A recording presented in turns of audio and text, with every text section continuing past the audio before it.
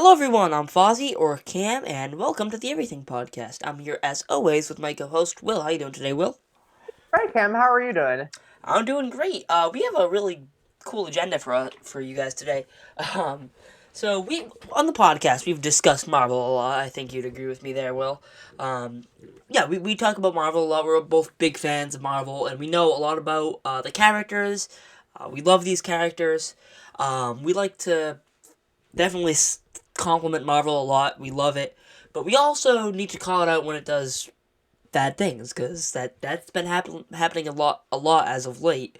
Um, and it seems that that trend is continuing with the Marvels getting really mixed reviews at best. I mean, you could even based off this Rotten Tomatoes review, you could say it's actually kind of bad reviews um, for the Marvels. But then we get the trailer for Echo.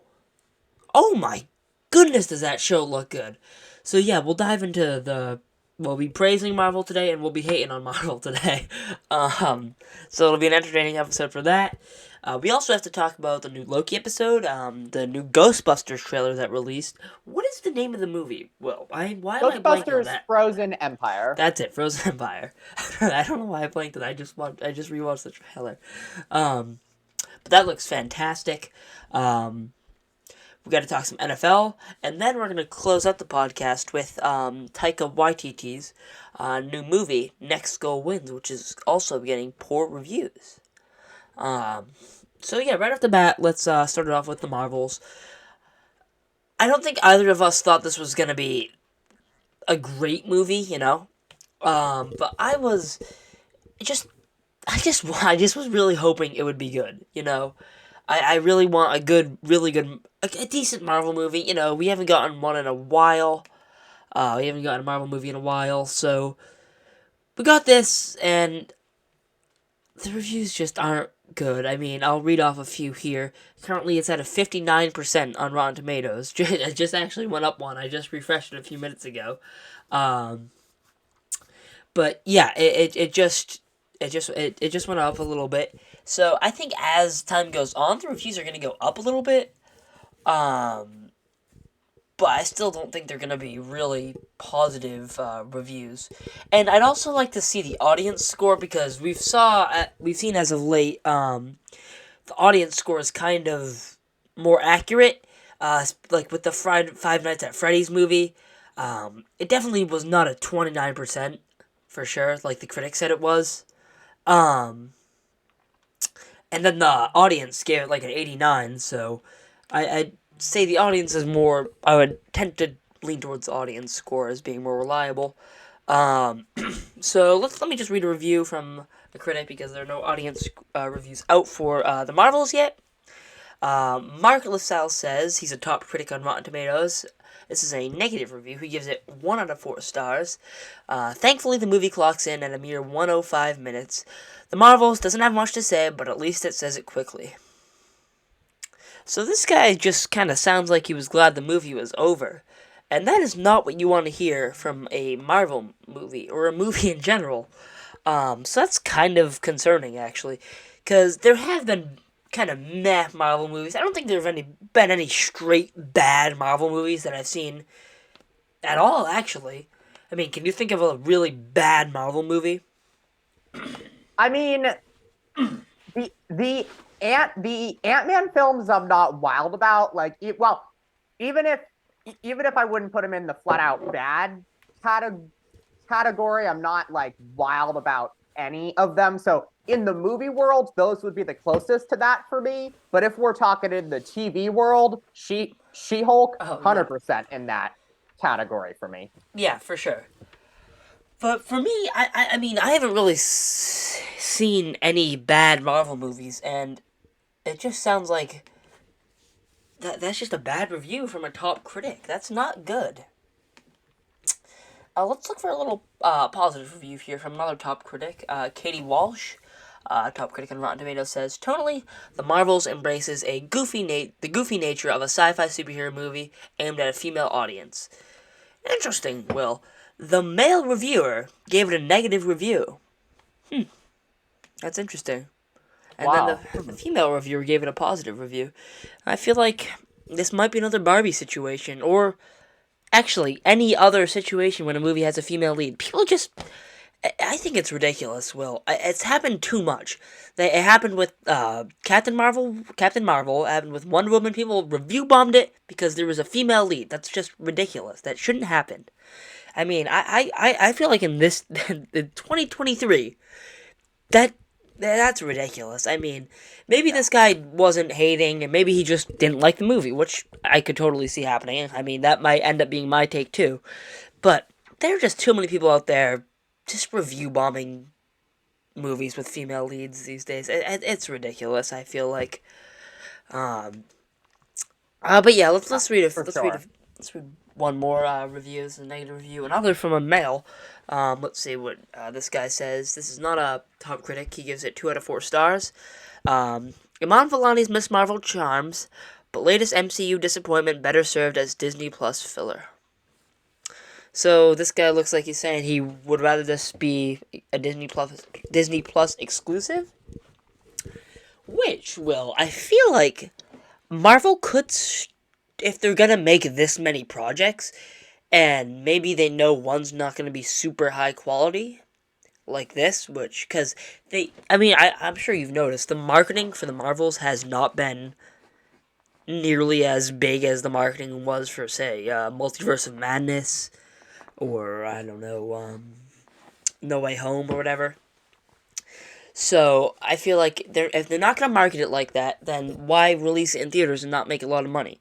I feel like it might actually be smart to put it on Disney Plus if they know it's not gonna do good. So I guess that's a decent idea, but still I haven't seen the movie yet, so I can't say if I would rather see it on Disney Plus. Um, but Will, what are your thoughts about the Marvels right now? I mean, I know we've talked about it a little bit before, and we've both stated that we're just not super into it, and based off the trailers, it doesn't look great. But after reading these reviews, after looking at the Rotten Tomatoes score, what are your thoughts? Yeah, my expectations just aren't very high, and one of my biggest issues, I think I've talked about this on the podcast before, but I wasn't wild about the original Captain Marvel movie, and I wasn't wild about the Miss Marvel show. So those are already two lead characters in the film who I don't have much interest in going into it. So that's already a disadvantage for the movie. WandaVision was obviously a great show, so I do have intrigue in the Monica Rambeau character because of that show, and I enjoyed her in the show. And I love Nick Fury, but Secret Invasion I thought stumbled in its final couple episodes compared to Agreed. episodes before, and they never really explained why Nick Fury didn't find the scrolls a home. So what's sad to me about that show is that you can make a legitimate argument that the scrolls were justified or at least somewhat justified in what they did. So I, Yeah. I, I felt like that was a show where Nick Fury was supposed to be the good guy, and yet someone could make an argument that he was the real bad guy in that show. So I feel like that's something that the show could have done better. And I don't have I I have like conflicted feelings toward Nick Fury as a person right now. So I've loved Nick Fury in the past, but I have more conflicted feelings toward him right now. Monica Rambeau I like, but then Captain Marvel and Miss Marvel I'm not wild about. So Yeah. something that they already have at their disadvantage is that some of the lead characters in the film I already don't care about very much. So that's already a disadvantage. Another thing that I'm scared about is just the comedy from the trailers just doesn't look that great to me. I'm I bad that agree. I'm afraid that it's going to be a movie with bad comedy. And listen, I'm not saying light superhero movies, comedic superhero movies can't be made. We've seen it be done successfully with the Guardians of the Galaxy and um, Tom Holland Spider-Man Yeah. movies. No Way Home lesser, but like Homecoming, Far From Home, I think more on the light side. Thor Ragnarok is obviously a And comedic movie. I think Ragnarok and Guardians. I was thinking about this while you were talking. They were both.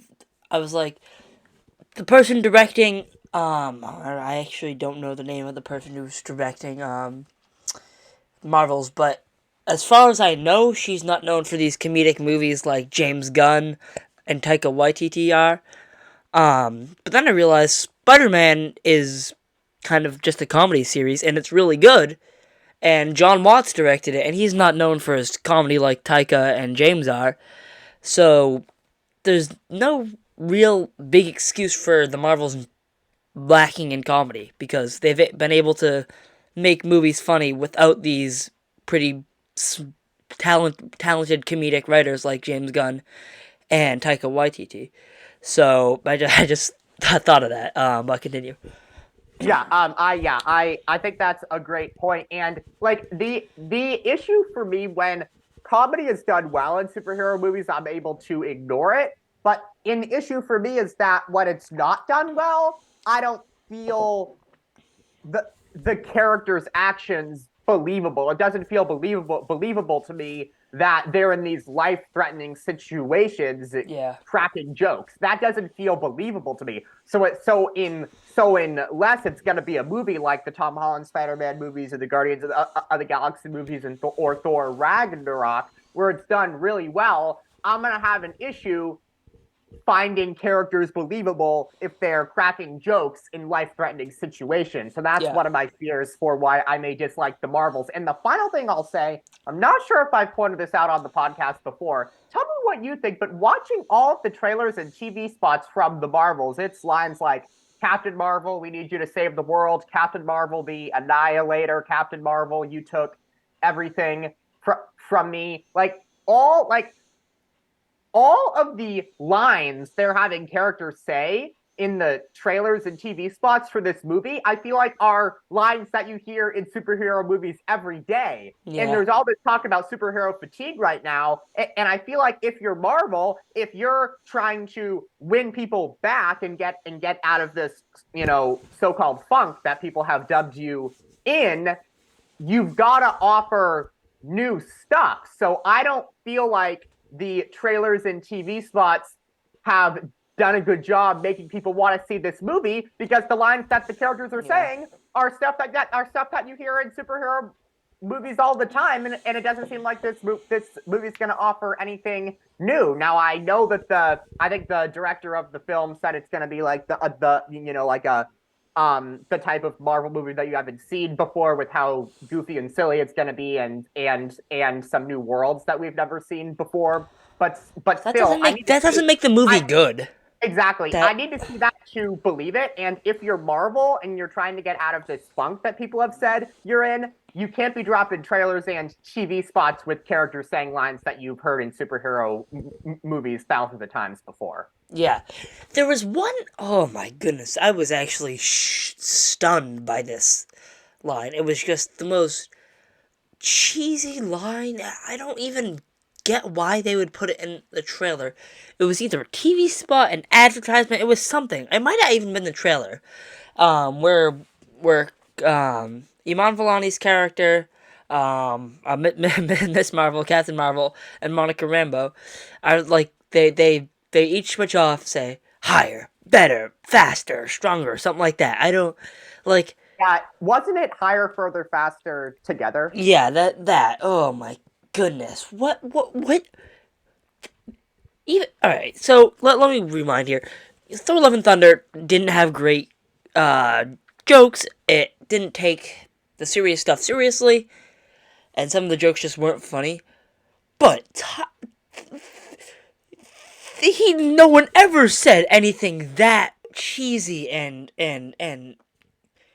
cringeworthy. I feel like that line is that we heard in the trailer, and hopefully it's not in the movie. Hopefully it was just like a promo thing. But if it is, oh man, Will, that's bad. That's some bad. I could write a better line than that. That's horrible. I mean, I don't like to say I could make a movie better than other people because I don't know if I could, but I can confidently say I could write something that sounds better than what was it? Higher, further, faster together. Yeah, that. I mean that's just horrible. I am really upset by that line. I am. Ugh.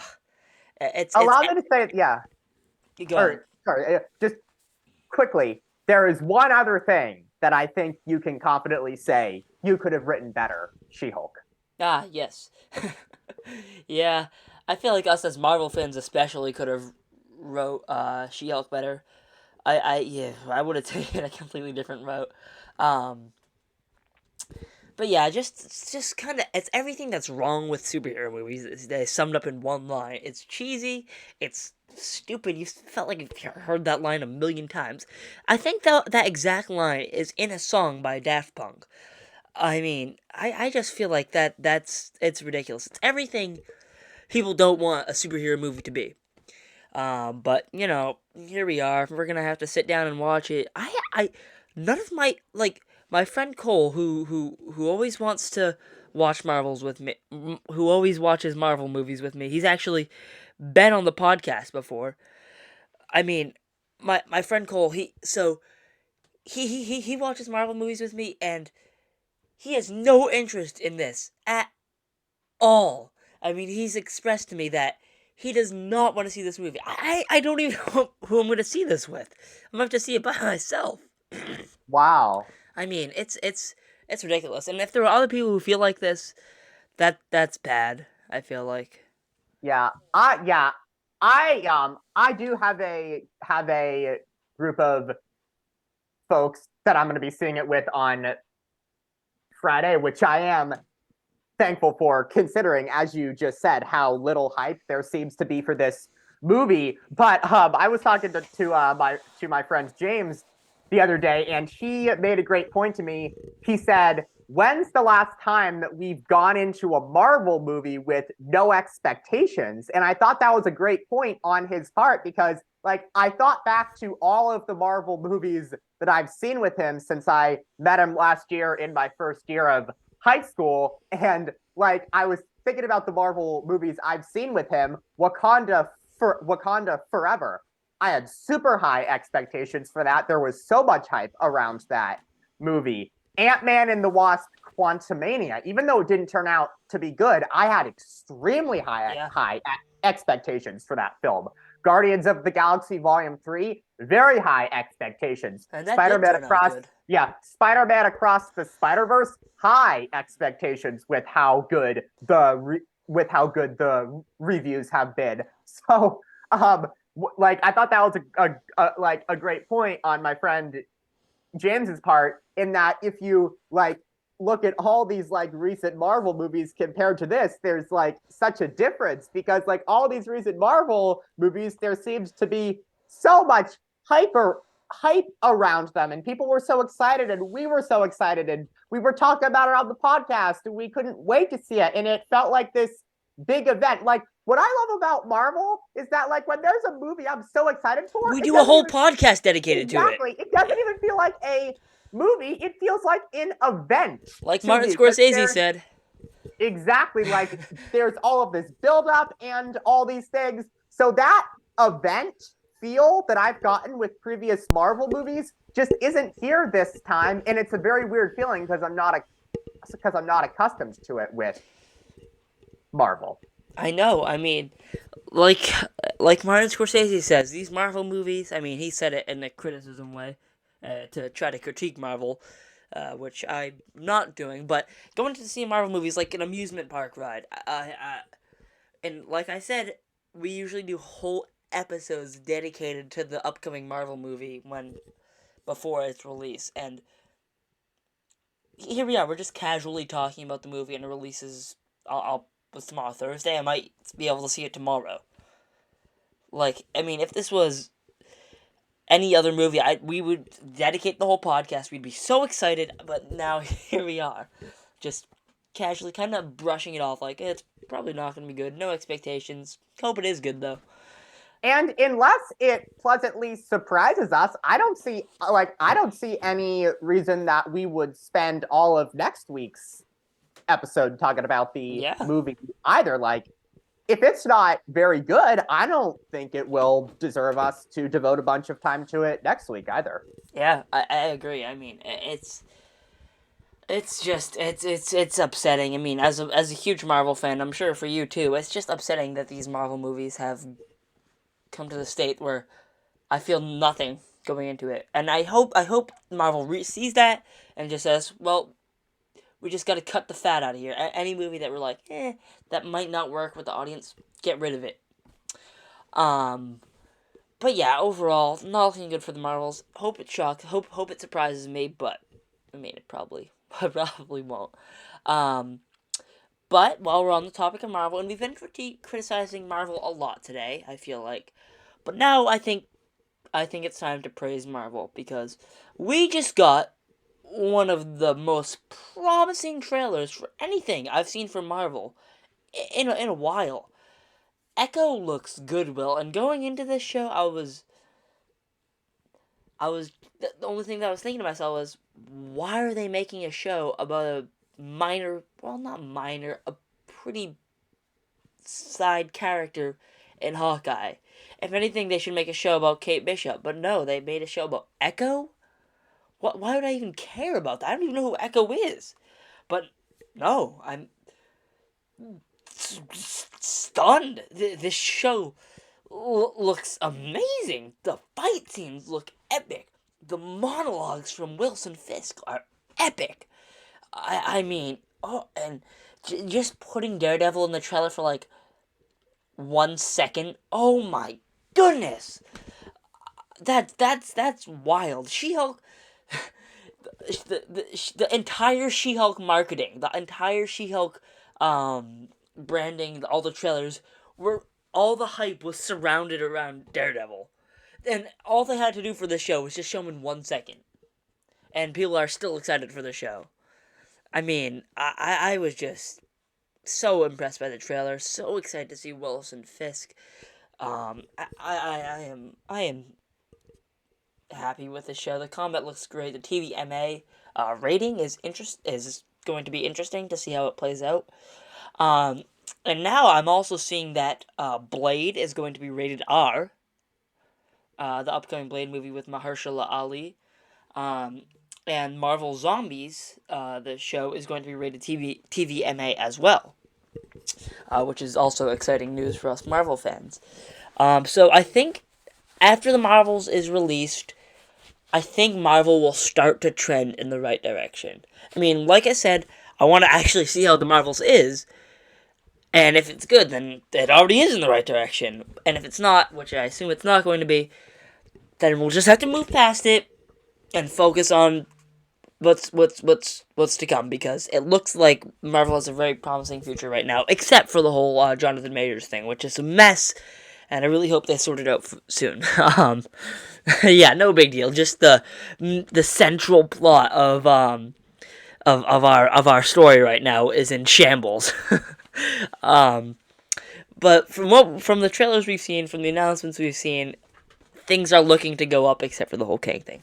Um, but what were your thoughts on the Echo trailer, Will? I thought the trailer was great. And if the show wasn't called Echo, I would think the show was called, like, I would think that the show was the Wilson Fisk show, or that the name of the show was Fisk, or the name of the show was Kingpin, or something like that. Because now obviously the Maya character is deaf, so you couldn't have her like saying any like Yeah. lines in the trailer. But I just love how not one other character had a line. This was Wilson Fisk for the entire trailer. He just Yeah. dominated the trailer. So I loved how they did that, because if any character is deserving of completely taking over the trailer of a show that's about somebody else, it's Wilson Fisk. He's earned Yeah. that. Um, I love the TVMA rating. I was so pissed off at Marvel with what they did with Daredevil in She-Hulk. I don't Mm-hmm. even know where to begin. That was an atrocity to Now, me. It sorry still to makes me angry to this day. Yeah, sorry to interrupt, but no worries. for the Daredevil Born Again show, do you know if they've announced it being TVMA? I don't, but I believe that they're now that they're hiring new showrunners and new directors, I heard that they're gonna like bring it back toward the tone of the All right, good. original show, which is a just sigh of relief to me. Yeah. But um, like I am so excited that it's TVMA because that tells me that it's going to be in the tone of the Daredevil show. And I don't want to see Daredevil and Wilson Fisk in content that is not going to have a dark, gritty feel to it. It just wouldn't feel right to me. So I love that the show's rated TVMA for that reason. But I'll tell you the reason I loved the trailer the most. That's the Wilson Fisk that I know. And I cannot tell you how excited I am to say that because when I saw Daredevil and She-Hulk, Daredevil in a comedy, that was not the Daredevil that I knew. So to be able to watch a trailer and say that a character from Daredevil was the character that I knew from that show is so exciting to me. Mm. That's the Wilson Fisk that I know, and that's why I love that trailer so much. Now, if they go off and do something where they, like completely reboot it and have Daredevil and Wilson Fisk act like they don't know each other, I'm gonna be like, with that because why would you have the same actors play the Yeah. characters if they're gonna be different versions of them? So I'm gonna have some anger toward them if they go ahead and do that. But the reason that I loved the trailer the most is that is the Wilson Fisk that I know. Yeah. Exciting. I mean, I'm definitely going to have to finish Daredevil because I've basically been watching that show since like 2021, and I am just so disappointed in myself for my lack of Daredevil commitment. I guess I'll just have to restart the show. I am when I watch a show, I usually I finish The Boys seasons 1 through 3 in like 2 weeks, 3 weeks. I mean, and it's taken me like 3 years to watch Daredevil. So we're gonna restart it, and we're gonna watch all three seasons and 2 weeks. That's just what's gonna happen. Um, I mean, it's gotta happen. Well, I have to finish it before Echo comes out. By the way, And one recommendation that I have for you is in between seasons 2 and 3, watch the show The Defenders okay, because that will help you understand where Daredevil is at the start of season 3. alrighty.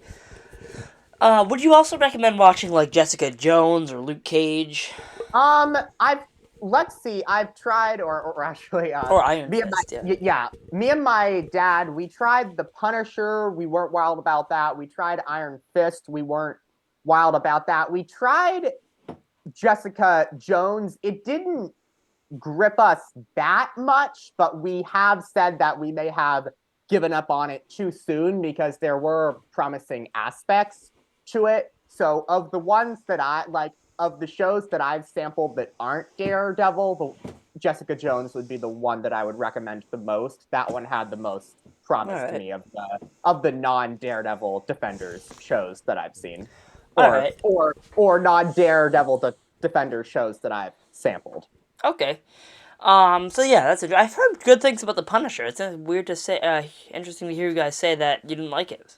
We'll have to dive deeper into that at some point. Um, yeah, because I know a lot of people like John Berthnell's performance. But that's a topic for another episode. um, but yeah, Echo is just looking fantastic. I am so pumped for this show. I mean, the action looks great, and in that, I think it was the final shot they showed when she like just chucks a chair at a guy. That was cool. That was really cool. I thought like no, I would. But there's no other Marvel products where you'd see that. I mean, you just wouldn't. And now that we get to see some really good action scenes that can kind of go all out, I am thrilled, Will. I really am. I think Echo looks like a really promising show, and I just cannot wait for it. All right, now I think it's time to talk about the new Ghostbusters movie trailer, Ghostbusters: Frozen Empire. Will, when I watched this, I was actually really excited. I mean, a completely new villain, new threat to a new threat to the Ghostbusters. We're back in New York, which is really awesome to see. Um, Looks like we have the OG Ghostbusters building back, along with the car, which is cool. It's not just going to take place on a remote farm town, you know. It's going to take place in the city, which is awesome. Yeah, I'm really excited about this. It looks hilarious. I'm glad we're bringing back the old characters in kind of a central role from what the trailer looks like. I mean, they were barely in the Afterlife movie, so I'm glad they're here. But yeah, Will, what are your thoughts on the new Ghostbuster trailer? Yeah, I thought it was a really good a I thought it was a really solid trailer. I thought they did a good job setting up what looks to be a fun movie. I love that it's a new threat and Mm-hmm. like this new I guess like people are being frozen to ice in the middle of July according to the trailer. So what I appreciate about it is that it's introducing a new threat we haven't seen the Ghostbusters face before. Because if they did something that we had already seen before, I just would have been like, what's the purpose of making this movie? You Mm. should have left it at Ghostbusters Afterlife, and that would have been the perfect ending. But since they're introducing a new threat that hasn't faced the Ghostbusters before, that's why I'm okay with there being this new outing. But I've just got to end with this. Um, Really? I I love men. I love I love the original Ghostbusters characters. I love the new Ghostbusters characters that they brought in Ghostbusters Afterlife. But ultimately, the great Bill Murray is in this movie, and that's all that I need. So I'm going to end it on that. Yeah. I mean, Bill definitely is the best. I mean, the only thing I wish is he was in. Oh, also, have you gotten a chance to watch all of the Wes Anderson shorts on Netflix yet? I haven't yet, but I'm going to have to find a time to for sure. Yeah, they're fantastic. But I really wish Bill was in those. He would have added so much. I mean, it probably because it was just filmed around the time Asteroid City was filmed, and he just had COVID during that and was sick. He's probably sick for a while. He's probably really sick with COVID, which is not good to hear, but looks like he's doing better now because he was able to film that new thing for Asteroid City, that bonus footage with Jason Schwartzman's character, which was super entertaining. Um, but yeah, hopefully next Wes Anderson movie we get more Bill Murray. But that's off topic. I really thought this Ghostbusters trailer was great. And I'll definitely have to see how this one ends. But from the looks of it, this doesn't look like the final Ghostbusters movie. I feel like if it was, they would market it as if it was the last Ghostbusters movie. Um, but yeah, we'll have to see. Um, but we might have talked about it on the podcast before. The 2016 Ghostbusters movie. Have you seen it? I have, I have, I have not, but Oh, I did look up Bill Murray's cameo on YouTube, and I did enjoy watching that. yes. Well, he doesn't play Peter Venkman. Um, but he is in the movie. He doesn't play Peter Venkman, but he's still in it. Same with the other characters. They don't play their actual character, which is weird, but they're entertaining in the movie. Um, it is once again I mentioned earlier in the episode. People review bombing movies because has female leads. I thought that movie was hilarious. I thought it was really good. I mean, it's a Halloween classic for me. I really like the 2016 Ghostbusters. I think it's really funny. Um, yeah, I really enjoyed it. It has a few SNL stars in it, like Kate McKinnon, Leslie Jones, Kristen Wiig. Melissa McCarthy's in it. She's a legend. She's a comedy legend at this point. So yeah, I thoroughly enjoyed Ghostbusters 2016, and even though it gets so much hate, I really had a lot of fun with it. I think it's a really funny movie. I actually think it's better than Ghostbusters Afterlife, which is actually kind of saying something because I really enjoyed Ghostbusters Afterlife. And I'd also have to go with that. It's better than Ghostbusters 2 because I didn't love Ghostbusters 2.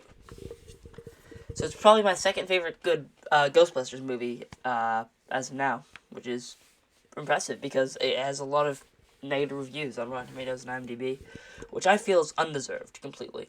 But yeah, I definitely recommend it, Will. I really I really enjoyed it. But now let's just talk about the Patriots real quick. I mean, I know. Oh, man. what do we even have to say? I mean, I yeah, you can make the argument that it wasn't Mac Jones' fault that we lost the game. That was he. Who was it? Juju Smith-Schuster could have probably caught the ball. I mean, it bounced off his hands, but like the announcer said, he didn't have to make that throw. I mean, it's just really upsetting that this is our quarterback. I mean, we were better with Cam Newton on our team, and Cam Newton wasn't that great when he was on the New England Patriots. I mean, this is just. I mean, Mac was even better last year. I just don't know what's going on here. Well, I mean, what can we do? There's nothing. We just have to wait till next year. It looks like. Listen, I'm a Patriots fan. This team has delivered me some of the best moments of my life. So I'm going to say this. I'm going to try and be as kind as I can when I say this, but we just need to call it like it is. This team stinks. Yeah. This is the worst Pats team that I've seen in my life. This is the least I have followed or kept track of a Patriots season because I just don't really have any interest in it Yeah. at all. And this season has turned into going after the number one pick in the draft to me. This has turned into a positioning ourselves for the NFL draft next year season. That's what it is at this point. You almost want them losing games so they can get a higher pick in the NFL draft next season. So that's what this year has turned into for me. And I love Bill Belichick, and I always will. But in the past, I just thought the noise around, him and not being able to do stuff without Tom Brady was ridiculous. But even though I wouldn't go that far quite yet, I can't ignore the noise anymore. I can't say it's not warranted. So I'm just gonna say it. This team stinks, and it's turned Yeah. into positioning ourselves for the NFL draft next year. That's what this season's about now. Hey, but at least both of our basketball teams are doing really well. Celtics are doing pretty good right now. Tatum, he is just, oh my goodness, he's just a beast. Even more of a beast than last year.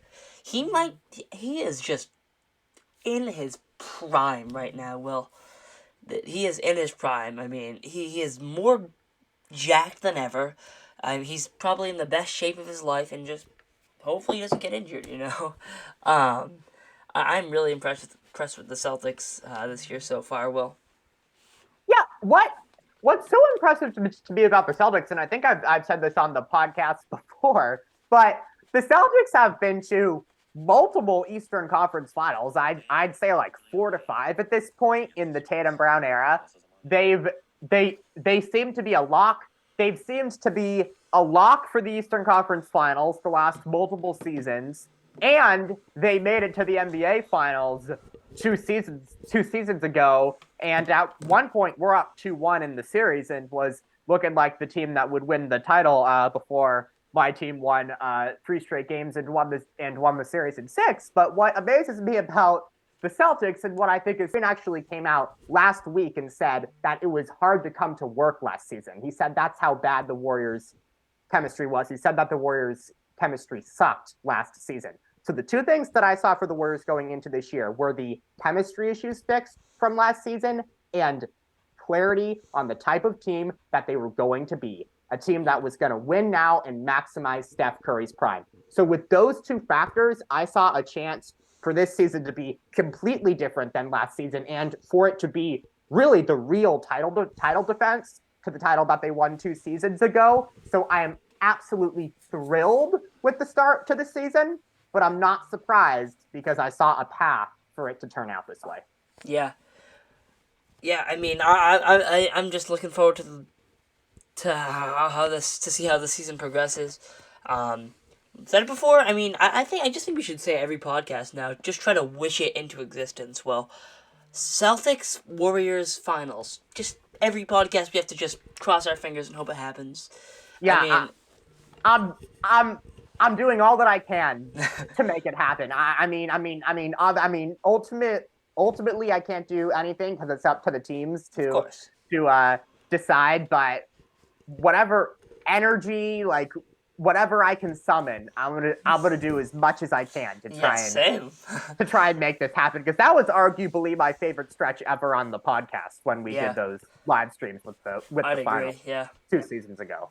Yeah, that was definitely a blast. But yeah, we just have to keep our fingers crossed, and yeah, that just about covers everything on the podcast today. I know there were just some technical difficulties there. I don't know how much, but I think Oh, okay. part of the podcast just cut out a little bit. I don't know how much, Oh, okay. but we're up and running now. Awesome. By the way, I Just think you were going to mention Taika Waititi's new movie oh, that's quickly. right. Yes, Next Goal Wins, directed by Taika Waititi, is actually also getting poor reviews. Watched the trailers. I thought this is gonna be funny. That's about it. That's about all I thought. Um, and it looks like it's funny, but without much substance and without much heart, which is unfortunate because films like Jojo Rabbit had humor and it had heart. I mean, you can make that same argument for Thor Ragnarok too. So it's kind of annoying that for some reason Taika Waititi just can't take anything seriously anymore. I mean, based off what we've seen in Thor: Love and Thunder and based off the reviews for Next Goal Wins, this is weird. I mean, maybe he's just in a funk right now. I know that happens with directors. I mean, writer directors sometimes they just kind of go in a weird funk. Quentin Tarantino did it with his what was it? No, I forget what movie it was. It was the Kurt Russell one where he drives the car and he kills people. That was a weird movie. That was a weird Quentin Tarantino movie. That was a weird bad description too. I think it was Death Proof. I don't know. Um, but yeah, directors definitely go through different phases. I think I will watch this. Maybe not in the theater, but at some point I will watch it because I'm. At the end of the day, I am a fan of Taika Waititi's movies. Um, but yeah, I'd like to see how the audience reviews look, because like we mentioned earlier in the episode, audience reviews on Rotten Tomatoes tend to be more accurate. I actually haven't checked the IMDb for it, so I'll have to do that as well. But Will, what are your thoughts on Next Goal Wins? God, this is really sad for me to say this, and I can't believe I'm saying it with a Taika Waititi movie, but I'm not planning on seeing this movie in theaters. It's at a 48% on Rotten Yeah, Tomatoes right now. That's not very promising to me. And look, I am not here to hate on Taika Waititi as a director. I've seen films of his that are great. I think Hunt for the Wilder People is a brilliant movie. Jojo Rabbit is a great movie. Uh, Boy is a good movie. Thor Ragnarok is a great movie. Obviously, I had issues with Thor Love and Thunder, but everything else I had seen from Taika Waititi, I had very positive things to say about. So I'm a little surprised because I assume that this is his first movie since Thor: Love and Thunder. I'm a little surprised that it seems like he may be having back to back not so strong films, but ultimately I'm just sad because I want to be able to support this guy and love his films, and I just hope that he can get out of this quickly and get back to the type of movies that I originally saw from him before Love and Thunder that I thought were great. So that's ultimately my hope with him. And I want to piggyback off of something that my dad said to me off air, which I thought was a great point. He wants Taika Waititi to go back to making those more small, independent type of mm-hmm. movies because that's where he really thrived early on. And I thought that was a great point by my dad. Like, I would also love to see Taika Waititi go back to that type of film because he made such great ones like that early on. Yeah. So, my wish for him is my dad's wish for him that he can go back to his original style of filmmaking. Yeah, I'd have to agree. I mean, I thought Jojo Rabbit was good, and I guess could you say that was kind of like a more indie movie? I guess. Yeah, yeah. Um, but yeah, then he went on Thor Ragnarok, which obviously is a huge budget movie. But yeah, once again, we have to see this movie for ourselves and form our own opinion. And we have to see what the audience score is, so we can get a more general analysis and not just focus on these critics who sometimes get things wrong. But as it is right now, not looking like I'm going to see this in theaters, and not looking like I'm going to enjoy this movie. But yeah, that's about it for the Everything podcast, guys. Well, thank you for joining me as always, and thank you guys so much for watching. And yeah, see you next time.